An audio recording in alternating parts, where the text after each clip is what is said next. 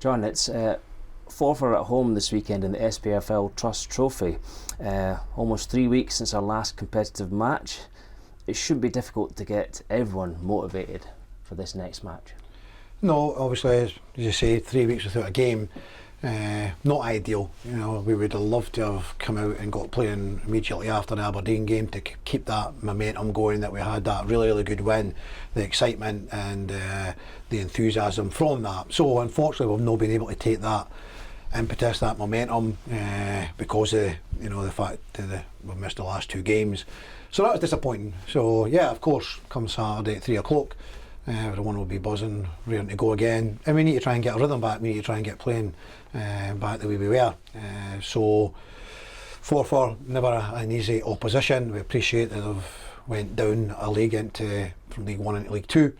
They've started the season very well. Got 2 or 3 former players, the 2 Andersons, Grant and Stephen, and Andy Munro. So these guys will want to come back here and do well against their former club. So they've had a good start.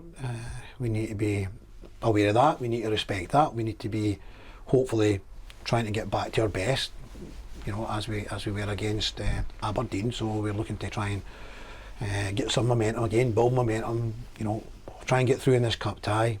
Hopefully we can put a good performance on. Take that into Tuesday night, because obviously we go down to Ayr on Tuesday night, and we all know it's a Somerset difficult place to go as well. But these 3 points, this early in the season, are vital for us, as it is for them. There'll be 22 players out there trying to fight for it. So yeah, Forfar, yeah, they'll have a free hit at this. We're obviously going to be big favourites to win this cup tie. They have a shot to nothing, and no pressure on them. We've got to try and produce the goods, try and overrun them, have our quality play in, and hopefully get our noses in front and try to build on that, and try to, in an ideal world, get 2 or 3 goals. But we obviously want to try and make sure we are competitive in every area of the park. We want to be solid at the back. In an ideal world, goalkeeper doesn't have an awful lot of work to do, but he's concentrated and focused, and we don't get hit with any like sucker punches. We try and take control of the game. We try to get around in and behind them, and we try and get the ball across the face of the goal and get some good finishes, because we can still be firing all cylinders, getting more goals, being more clinical in front of goals. And in any game we generally always create opportunities. We just want to try and get in a frame of mind, a very positive frame of mind in front of goal when we're going forward. And of course, the other aspect of it being a cup tie is that there's the chance to go through to the next round, the quarter-finals, and because of the interesting way that the cup's formatted, we can actually see who we could play the opposition in the later rounds. Is that something that interests you or excites you? Yeah, kind of like got my back up a little bit, to be honest with you, because the draw's made and we're going to play away from home in all these games. So it's not like your name goes in a hat and it gets drawn out and you're either at home or away, where it's luck. So I don't know where the format came, that this is like, it's all laid out. If anybody watches the darts and you see the World Championship, you're kind of like, you can see where you're going to end up. Football's never been done like that with regards to a draw. It's like hats in the names in the hat. Pick out your number, and all of a sudden you're at home or you're away. We can see that we're going to, if we get through far enough, we've got to go to Inverness away, and that's all been decided. So I don't understand that. So I've got a little bit of a hump on that one, how we're going to be after this game. We're going to be away from home and all the way right to the final if we can manage to get through in these rounds. So yeah, obviously we share this trophy with Inverness. The club obviously did very well in years gone by when they won the trophy against Rangers. So it's something else that we want to do well in, but we take one game at a time, and we've got to focus on that game. Yeah. The headlines this week, and there's been a few of them. The big one was Dylan Tait. He got his move to Hibs, but very obviously staying with us on loan until January. How important was it for you that Dylan stays with us, continues his development before making that move? Well, it was vitally important, because Hibs came in very late, and so we didn't want to be left without a replacement. So the deal wouldn't have got done Otherwise, we had to make sure that we were going to have ourselves 4 months to try and find a replacement. Dylan's going to be with us till January. He's absolutely buzzing at the move. It's a great move for him. Hibs are a great club. They've got amazing facilities there at Easter Road and down in Trent at their academy and the training base there. So it's a great move for Dylan. I'm absolutely delighted for Dylan.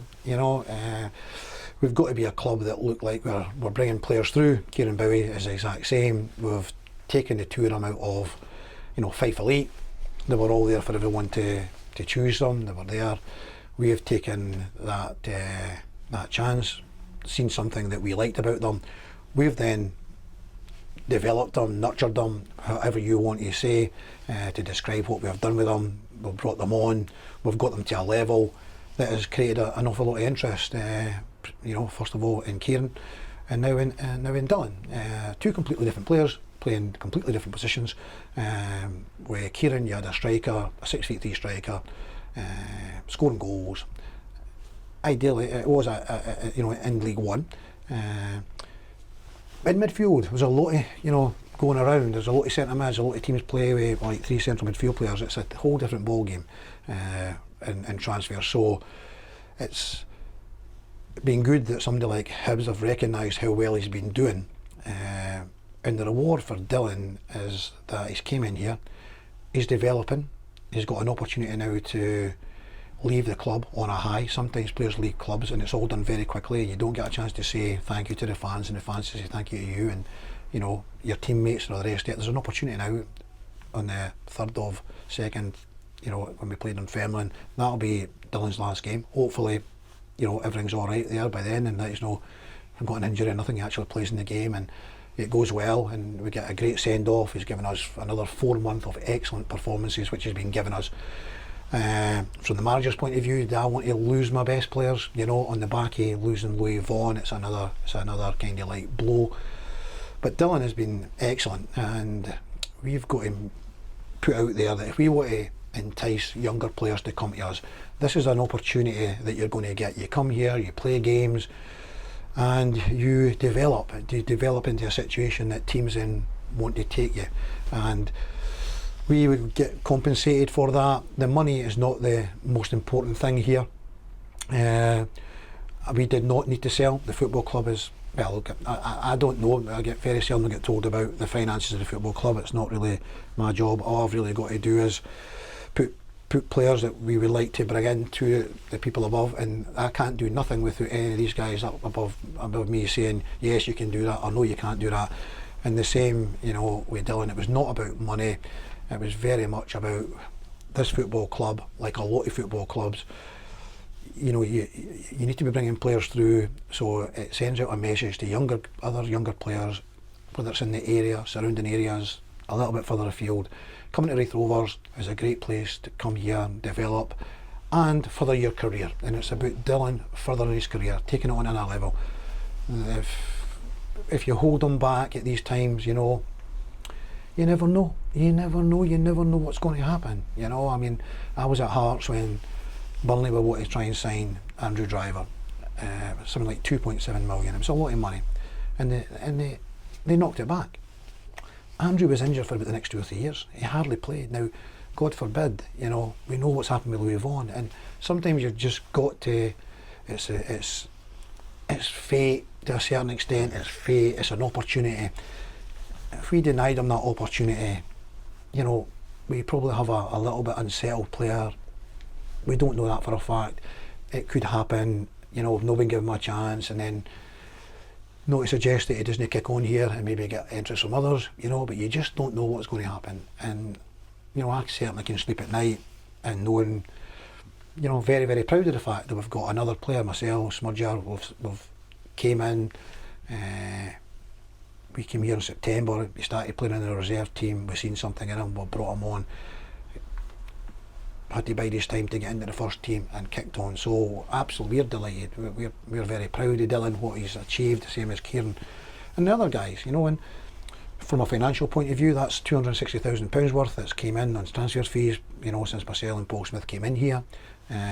So we're very proud of that. That's a lot of money for this football club. It helps. It helps. So Yeah, I mean, it's a little bit of know what to lose your best players, but giving them the opportunity to kick on so that others see that this is a place to come here, you'll get playing, and you've got the opportunity to step on if you go and produce the goods. And just picking up on one of the things you said there, obviously with the income received from that transfer, when Dylan goes in January, it gives you the flexibility of being able to potentially, if you need to, bring somebody in the January transfer window. Yeah, well, more or less repeating what I said there, you know, the people above here will determine whether I can or I can't. You know, it's all coming down to budget. We've actually spent more money this year on building the squad that we have now than we did on the squad last year. But I've got to stress that we punched well above our weight. We massively overachieved last year, and it's very difficult, even by spending more money, to replicate that situation, you know. So we've lost Regan Henry, now unfortunately we've lost Lewis Vaughan, and in January, you know, Dylan's moving on, so very difficult. A lot of quality, you know, come out of the team in a very, very short period of time. So yes, I would be hoping that we can do something in January. That will be for, you know, the people above me to say, I'm looking all the time, you know. I mean, we signed guys in pre-contracts in January last year, you know. John McGlynn's not going to change, you know. I'm going to be still looking all the time, you know. So will I sign guys in pre-contract this January? Who knows, you know. So I'm always looking all the time, you know, at games all the time. So yeah, in an ideal world, who knows, we've got a month now between, you know, September to the end of September. We've got a month. Maybe if everything's right, we can bring somebody in, you know. But we've got Dylan, we've got Ross Matthews, we've got Blaze. Brad hopefully is not so far away. You know, the idea also was to give Frankie an opportunity to play as a sort of defensive central midfield player. Now, if I'd waited on Frankie, we might have been at the League Cup by now, you know, because we were given 8 to 12 weeks on Frankie. That would have meant he would have been back at the start of July or the end of July. Everyone knows, sitting here today, 2nd of September, Frankie's no back. If I hadn't brought like Blaze in, you know, Ross Matthews had an injury. You know, we were short in that area. You know, Ross just came back coincidentally as Brad went out. We're very fortunate. So the other side of that is, you know, I bring more in and we end up overloaded with central midfield players. You know, so we don't have a crystal ball. Very, very difficult. We don't need 5 central midfield players. Yeah. You know, we've got Ross Matthews, we've got Brad Spencer, we've got Dylan Tait, we've got Blaze. And Louis drops into a 10. Sometimes you only play with 2 centre mids and Louis being a 10. Obviously we don't have Louis now. You know, we don't always play with 3 sort of central midfield players, so there's no point bringing too many in. So again, it was just as well we brought Blaze in, because Frankie's no, come on, everyone knows we've got centre backs there with Christoph, with Kyle Benedictus, Dave Mackay, Tom Lang, and yeah, we had Frankie, yeah. But the idea was, I'm looking all last season, and somebody maybe go and step into midfield and give us that real sort of someone who's going to go and win headers and win challenges and let the other guys play, you know. So even keeping Regan Henry, I would have wanted somebody to come in here with that stature. You know, unfortunately Frankie's never been available, you know, and it's a blow for the boy, you know. And but I'm still hoping that when he comes back, you know, he'll need to try and move people out the team, because if the team's doing well and we're getting results and people are playing well, then it's going to be difficult to get in, you know. It's going to be difficult to get in. So it's evolving all the time. Everything's evolving all the time. You know, anyone who knows me, the fans have known me for a long time, you know, I'm myself and Paul Smith, we work night and day for this football club trying to put the best thing we can, but we're no in a situation where we're going to have people who get an opportunity to move and end up a little bit unhappy. You know, that wouldn't sit right with myself personally. You know, we're here to develop, move on, replace them. The next one, it could be another young player coming through for us. It could be somebody like a Regan Henry who came for Celtic, or a Kai who came for Rangers. It could be something like that. Who knows? And again, I'm not, I know everyone will jump on that. Oh, I'm just generalising. I'm generalising. Yeah. These are the things that happen. But we are at it all the time. Yeah. As ever, John, it's always a great insight into all the moving parts that are constantly in motion in the game of football and here at Raith Rovers. It's one of these interviews that could go on for much longer, but for now, I'd like to thank you for your time and wish you luck in the game against Forfar in the Cup. Thanks, Neil.